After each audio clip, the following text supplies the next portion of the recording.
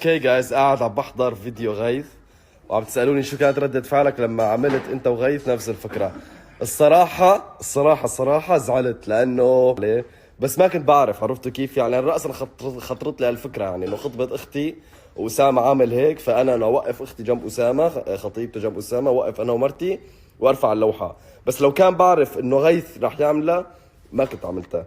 فقلت له لغيث انه شو رأيك انت بالعرس تعملها، عرفتوا كيف؟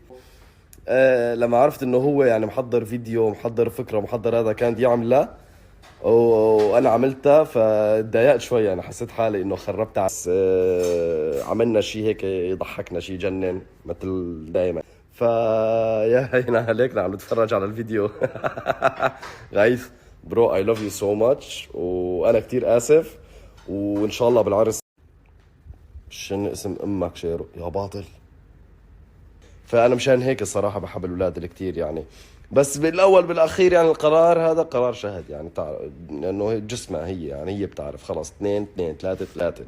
ف هيك والله. انت وشهد كتبتوا كتاب ولا لسه؟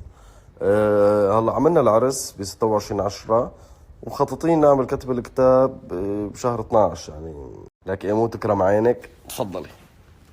سو في عنا هذا ما بعرف شو اسمه، جبسن بورد مدري ايش، حاطينه هيك ان شاء الله. شلون يعني؟ يعني اكيد عملنا كتب كتاب. هاي شجرة زيتون، ماما كل ما لزمها زيت شوي تقطف زيتون وتعصره وخلنا. ووراه حاطين هدول الأضوية. اوكي، هذا اللون هذا مركب تركيب على الحيط ماشي. وفوق السقفية هيك عادي يعني، ما حاطين شي بالسقفية يعني. هون في كوف لايت هذا اسمه بيشتغل. يا اخي كل شوي بتسألونا، عندك اخت رابعة اسمها رشا، عندك اخت اسمها آية، عندك اخت اسمها مريم، عندك جايز. نحن على ولد بابا سؤال حلو، نفسك تخلف كم ابن؟ وخمن انا من فين، انت من فين؟ من فين يعني؟ مصر اظن او الاردن. اوكي anyways، اذا بتخلف 5 اولاد مثلا let's say، اذا 4 منهم طلعوا حقيرين وقليلين قصر وكبوك، في عندك كون واحد منيح ان شاء الله. هلا اذا ال5 كانوا ما مناح هي مشكله يعني.